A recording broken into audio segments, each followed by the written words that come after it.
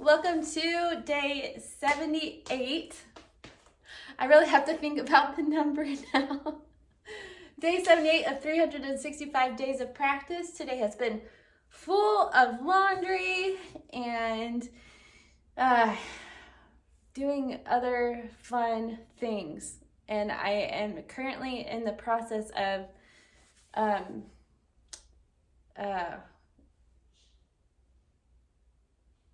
not hemming. What's it called when you fix a dress? Gracious. I'm tailoring my I'm tailoring my daughter's prom dress. Our church is putting on we call it a church prom for all of the youth in the area, like the area that's like an hour and a half wide area. And my daughter is going, and we found a prom dress at I was gonna say Aldi, but it's not Aldi. We found a prom dress at Goodwill, and it needs to be hemmed because we short in my family. My husband's short, I'm short, my children are all short, so I have to hem it and add some sleeves and take it in. So I have not sewn in several years now clothing. I mean, I've done a few things in the past, but I hope I don't screw up. So that's the agenda for today and for all week until I finish. So yeah, alter a dress and whatever things have to get done, like laundry has to get done, but everything else is on to the wayside until I can finish this dress. So that's what I've been up to today. I'm like dying to go outside. I've gone for walks outside, but like I want to work in my garden so bad, but I can't because I gotta do this stuff. So oh well. Okay, the agenda for today is to work on I think I'm going to mostly focus on the choir numbers that I'm going to play. I think I'm just going to run through them. The benefit of having my iPad this way is I can have 2 pages of music, you see? But the notes are so small that I don't know if I want to work that hard to try and read them.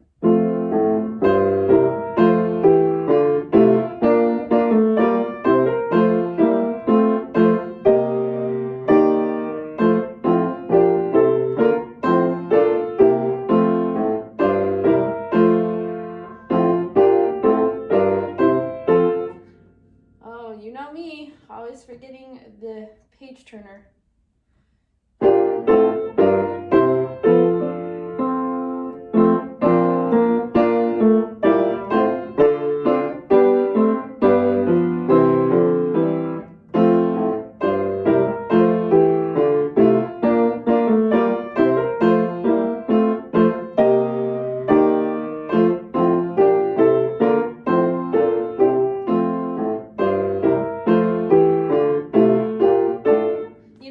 The nice thing about having it this way is that, like I said, I don't have to turn pages as much. It's kind of, when you're performing, turning pages is stressful no matter whether you have a digital, like an iPad that you're using, or like actual music. That's one of the most stressful parts, is being able to turn the music. So I don't know, I might, especially for these long, like 12 to 20 page choir pieces, that might be a benefit if I can half the amount of times I have to turn a page. I don't know.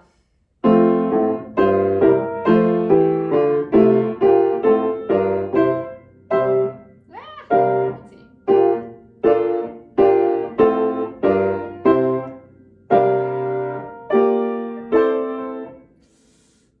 Some of these will be played by the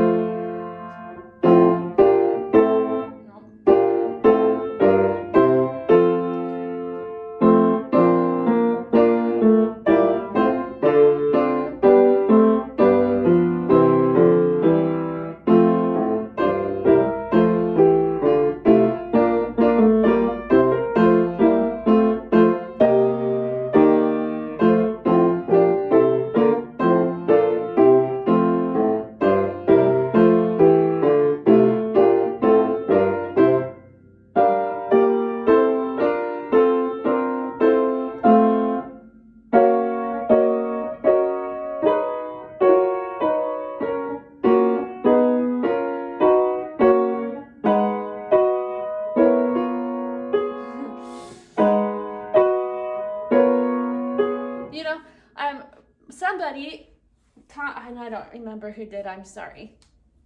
Somebody was listening to one of my recent videos and they commented on my vibe of practicing as far as like how kind I was to myself when I made mistakes. And I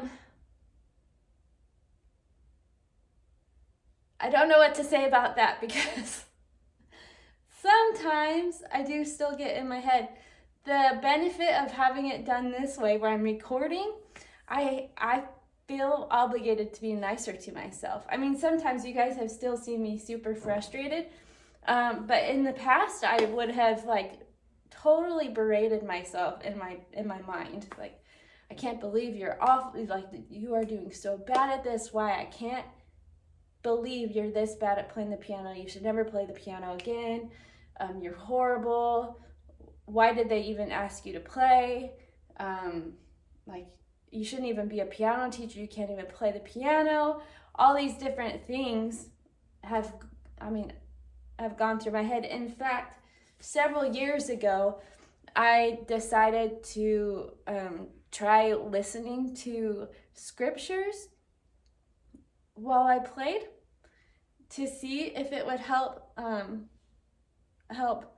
guide my thoughts or like distract my thoughts away enough so that I could play the piano without being hindered by all the negativity. And I know that, like, if you're a believer in Jesus, a believer in God, I absolutely 100% am. I know that it's Satan. Whenever there's some like negative thoughts going through your mind about yourself or about anyone, Satan's trying to get you to believe those. They're not true. But he wants you to be miserable. And one way to be miserable is hating yourself and hating your capability, like your inadequacies. But then we have to remember that we're children of God. We are literally sons and daughters of Jesus, or of Heavenly Father. And because we have a divine nature that gives us, like, we have gifts and capabilities that we've been given by Heavenly Father. And we are capable of so much more than we ever can imagine or fathom, because we are spirit sons and daughters of Heavenly Father. And so having that type of spiritual message go through my mind while Satan's trying to help me berate myself, really helped me avoid that kind of negative thinking when I was performing or practicing. And up until I started recording my practices, that's how I practice. I still practice. If I'm playing by myself, I'm not recording, which I have not really done that. I usually record when I practice right now because that's the goal I have. I'll listen to something, whether it's scriptures or talks by the leaders of the Church of Jesus Christ of Latter-day Saints.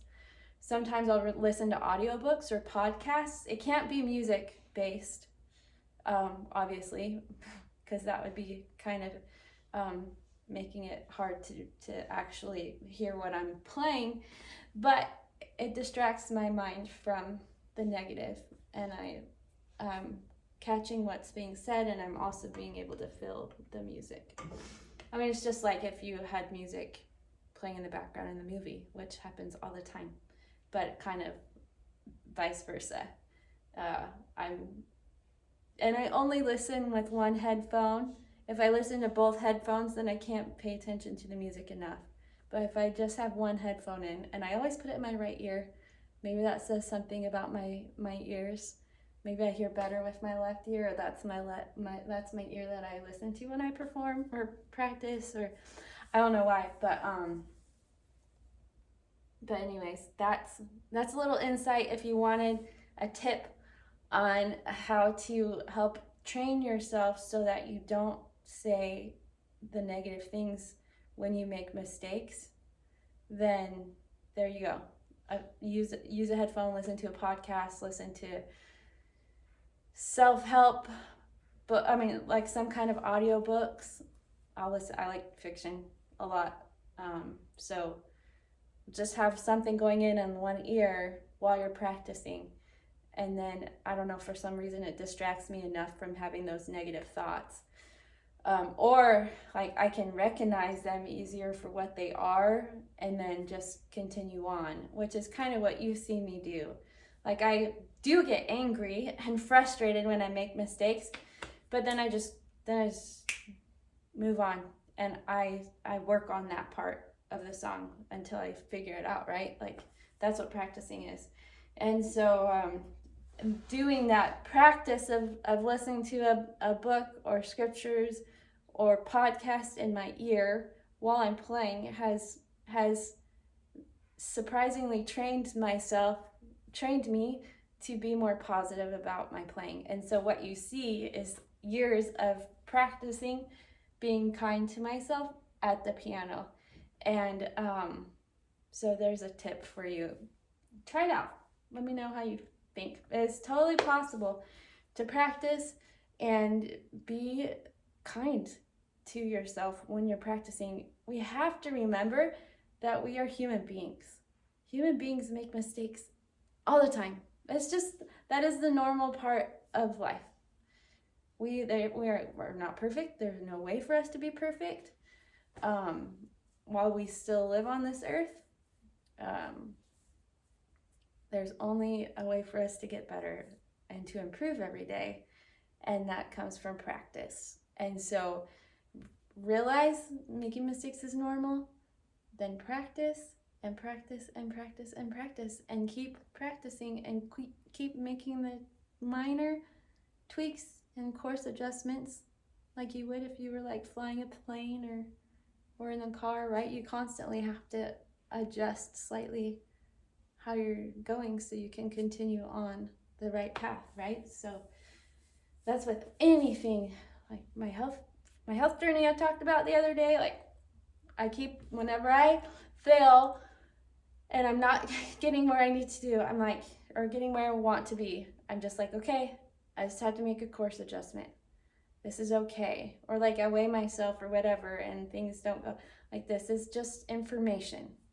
Doesn't mean I'm a failure. It just means I have failed today and I make a course correction and go from there. And then we adjust and hope that we do good. And if we don't, then there's tomorrow. And we try again. We try and make the course correction and we go on to tomorrow. So anyways, those were my thoughts about practicing and being kind to yourself, which is so important if you want to grow and become a better pianist, better at anything, is grace for yourself. And then just consistent recording is another way. That's my word this year, is record. And I'm finding that recording on here for me has been everything to force me to play the piano and to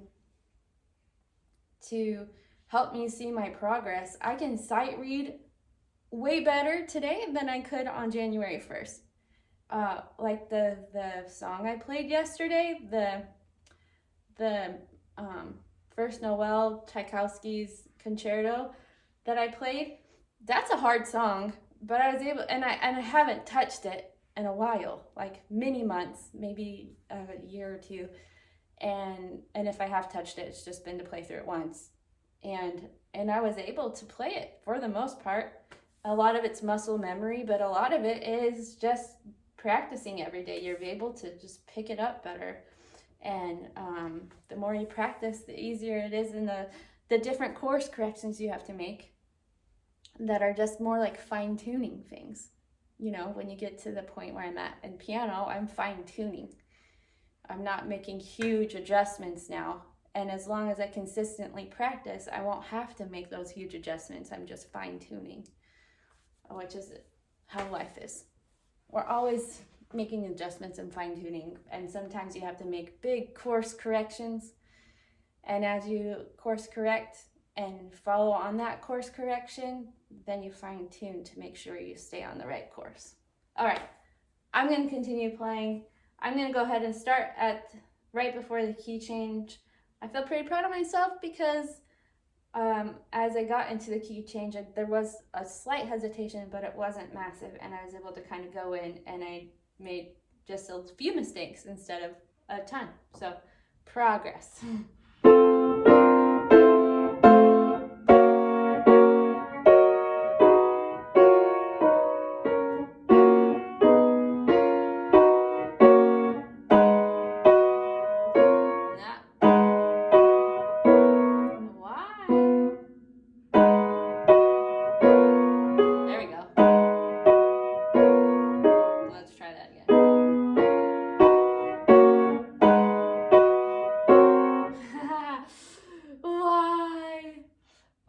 See? I'm getting mad. It's just different anger.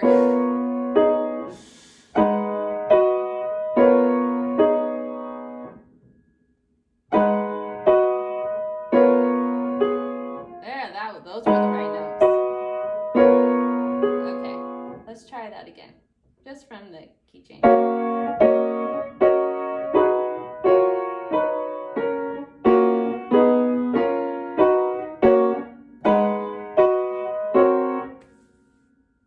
I did it again. I did the same mistake.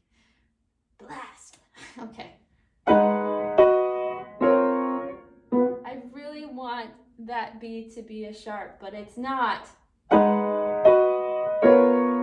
That's right. That was right.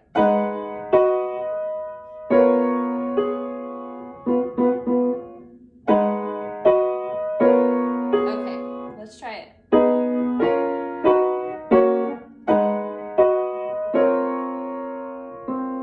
That's B sharp. I need natural. Dang it.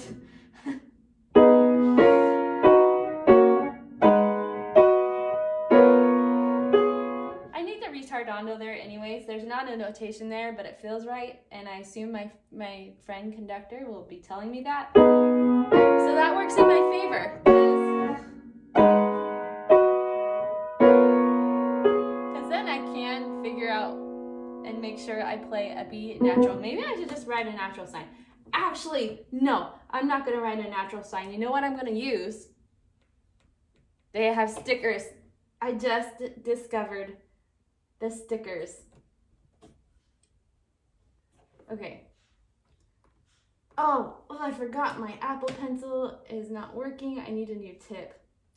I'm going to take a natural and I'm going to put it right next to that B. Nope. Okay, hold on. What do I do? I don't know what to do here. We're learning this together, guys. Oh, it worked. That was amazing. You guys, now there's a natural sign in front of the B. Oh, hold on. I just did something. Okay.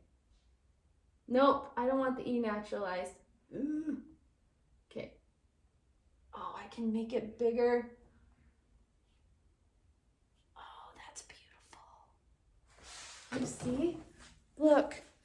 Hold on, I gotta get oriented here. That natural wasn't there, and now it is, which will help me in my practice, even though when you're reading music, putting a natural there does not make sense because there is nothing before that told me to play a B natural, because B is already or like a B sharp or B flat. And so usually that's when you see a natural sign, even if it's in a new measure. But because that's just how notation is these days. But I got to help myself. Like, let's see. Let's test this out. Okay, I'm going to start at the beginning of the key change, because why not? No, wrong. Okay.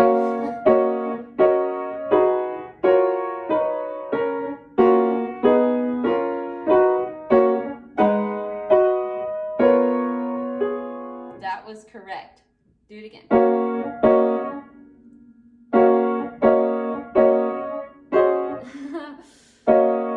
You know how I said it was nice to have 2 pages on here? Well, they're really small. And this is a problem maybe.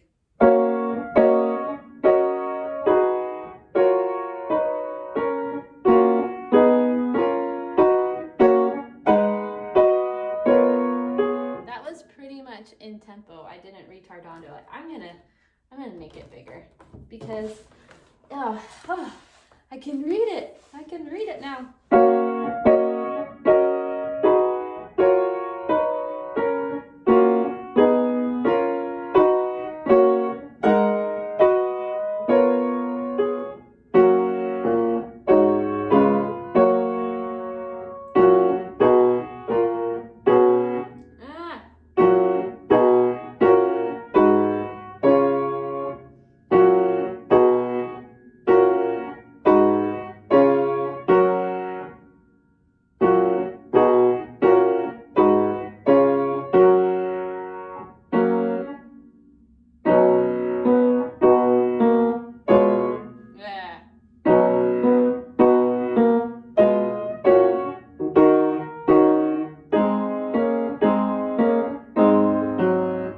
Do that again.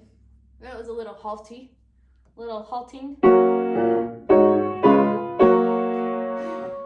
So pause. I said that was a little halting out loud, and then I started playing, and I'm like, in my head, I'm gonna tell you the thought that I had. In my head, I had, come on, Lisa, you know, like, this is dumb that you're making this mistake.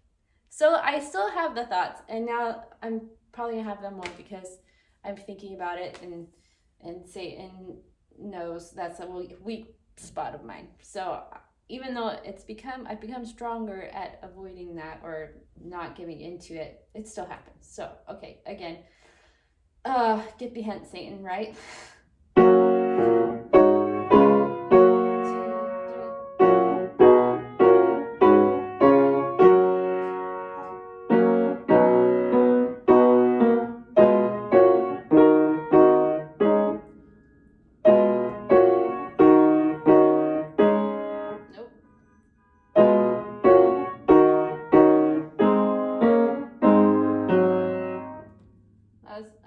That's getting there.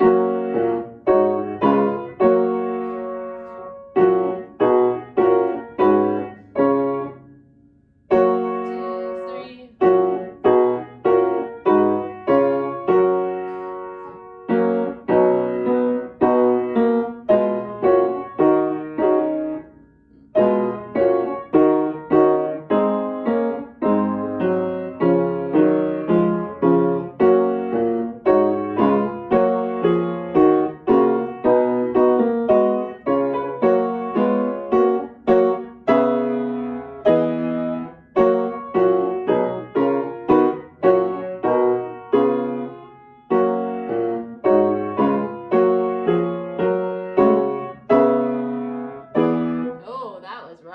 That was wrong. Let's see. I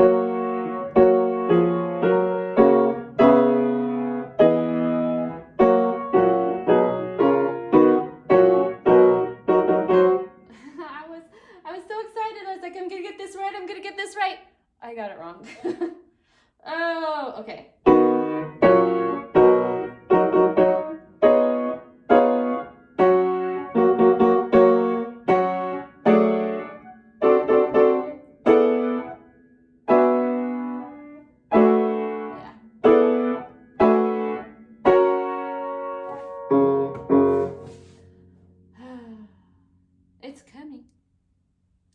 It's coming. That ends so much fun.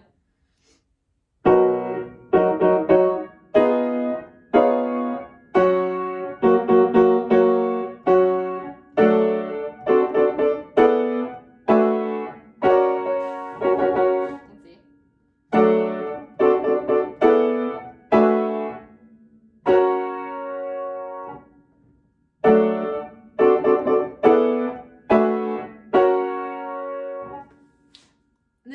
This song, Press Forward Saints, is probably one of my favorite hymns to accompany a congregation for, because it's, people can't help but, okay, musicians, you will probably find out, like, I don't know. I feel this is probably not good. I love that when I play that song, like, I can just, I don't want to say control, but like how I play the song is how the audience sings, if that makes sense. And so like I can kind of control when the audience takes a breath. I can kind of control when the audience sounds big. I can control to some extent, how the audience reacts to the music based on how I play it. And so like that hymn, I take very obvious breaths. It says Alleluia multiple times. Like here you have here's one. You hear how I did that? And then that's another L.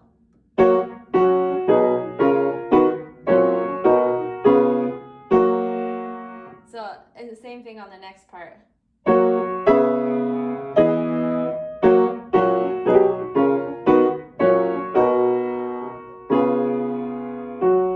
That was the choir part. But like I can take those breaths. I guess I wasn't playing my part when I was playing that, but pretty much I did the first part and then I got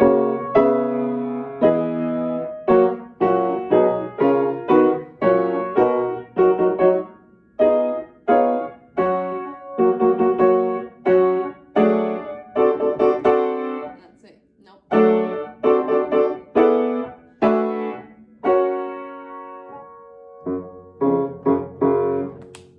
Anyways, there's nothing like it. Like music affects the audience, the congregation, and as I think that's part of the reason why I love being an organist is that I can affect positively somebody's worship service depending on how I play a song.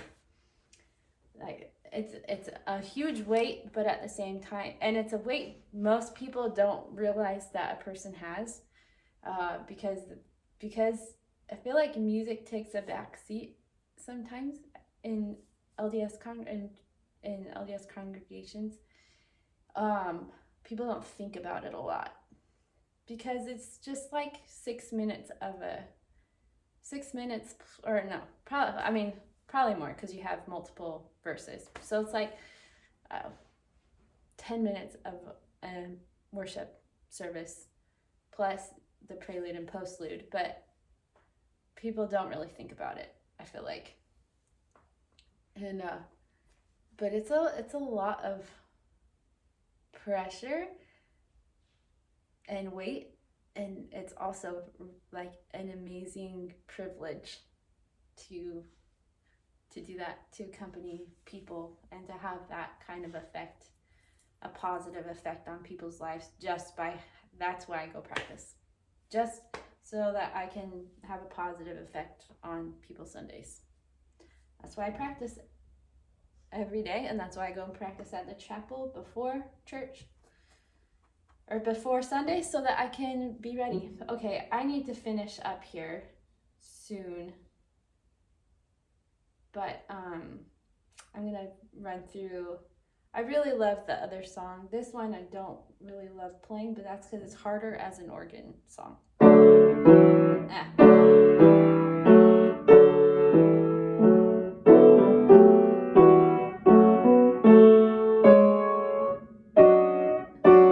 I want to do all these sharps. Oh, okay. Legato is going to be hard here, as I've said before.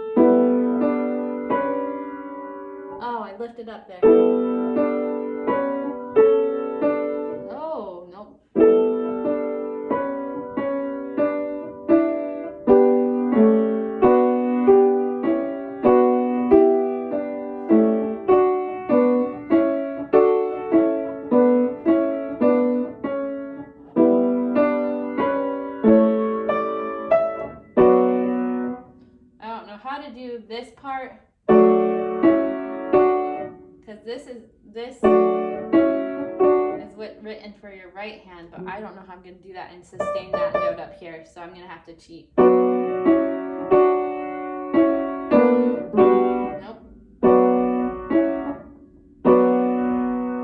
Yeah. Ah, okay.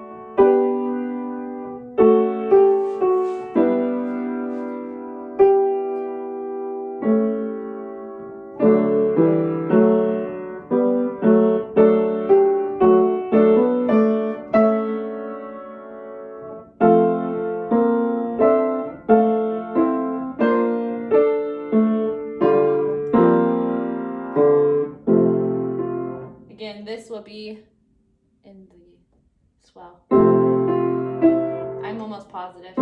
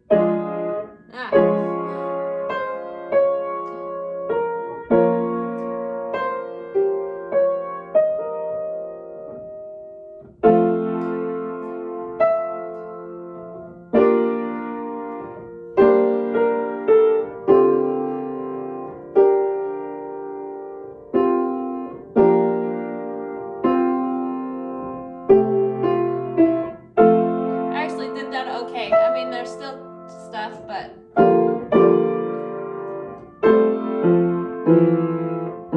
on, there we go.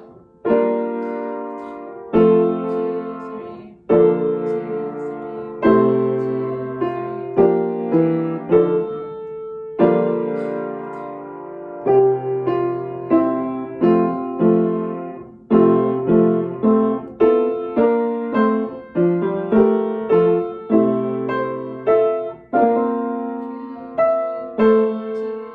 That was pretty.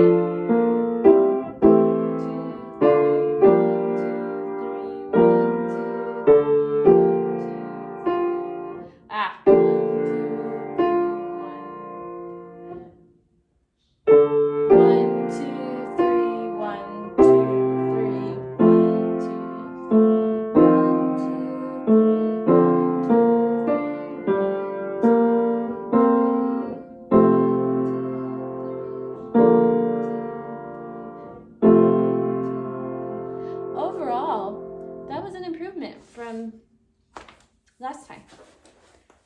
Yay, that's awesome. All right, that is it for today, my friends. I've got to get ready for my children to be home from school. Thank you for joining me on day 78 of 365 days of practice. Can you believe it? 78 days. If I can practice every day for 78 days, then you could do what you set your mind to for 78 days too. Whatever that looks like for you. And like I said before, it doesn't have to be learning a musical instrument. It can be anything that you feel inspired you need to improve upon. 78 days. For my health goals I mentioned the other day, I have a chart that I found, and I put the dates, like start date, end date, and there's like a part where my goals are written on there, and then there's like circles for each day, and so I just cross off a circle, and that's the way I'm recording. So I recommend you recording. You record as you go. It'll help you feel accomplishment. Like I feel so good that I've done 2 days, like pretty good, you know. And also it motivates you to do it, because last night it was like 10 o'clock. I was like, shoot, I need to finish my water. And so, it was probably 11. I like hurried and I drank, you know, like 8 to 10 ounces of water real fast, and just had to force it down. And then this morning I woke up and you can only imagine what I needed to do. So, but hey, I was motivated to do it so I can mark off another circle and feel good about myself. And that's the whole point of practicing and doing things, is getting better and becoming a you that you like. And you do, when you work hard, when you work towards a goal, when you try to accomplish something, that's when you like yourself, I feel like. So go do something and record it. All right. Bye, guys. Have a great day. We'll see you tomorrow for day 79. Woo woo.